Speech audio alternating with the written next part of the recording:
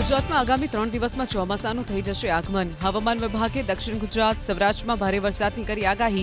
ઉમરગામમાં 3.46 inch, ડાંગમાં 2.72 inch, ગોંડલમાં ખાબક્યો 2.13 inch વરસાદ. રાજકોટના ગોંડલમાં વરસ્યો પહેલો વરસાદ. ઉમિયા મહિલા સંગઠન સમિતિની બહેનોએ રાસ ગરબા રમી વરસાદને વધાવ્યો. 2 કલાક વરસાદથી ગોંડલ થયું રેલમછેલ. ખેતી માટે વરસાદ લાભદાયી બનવાની ખેડૂતોને આશા. ધોધમાર વરસાદ વરસ્યો ગોંડલમાં. અનેક સ્થળે ભરાયા પાણી. ઉમવાડા ઓવરબ્રિજ પર વરસાદી પાણીમાં ફસાઈ એસટી બસ. સ્થાનિક આગેવાનો પણ પહોંચ્યા ઘટના સ્થળે. જેસીબીની મદદથી બસને પાણીમાંથી બહાર કાઢવાનો પ્રયાસ. એસટીના તમામ મુસાફર સુરક્ષિત. નવસારી જિલ્લામાં અનેક સ્થળોએ મોડી રાત્રે વરસ્યો વરસાદ. ગણદેવી અને બિલીમોરા શહેરમાં પડ્યા વરસાદી ઝાપટા. રાત્રિ દરમિયાન રાજ્યના 24 તાલુકાઓમાં વરસાદ નોંધાયો.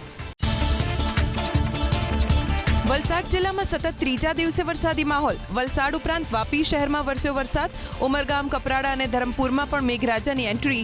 સારા વરસાદથી ખેડૂતોમાં જોવા મળી ખુશી. ડાંગ જિલ્લામાં સવારથી ધોધમાર વરસાદ. બપોર બાદ ગિરિમથક સાપુતારા અને સુબીરમાં પણ વરસ્યો વરસાદ.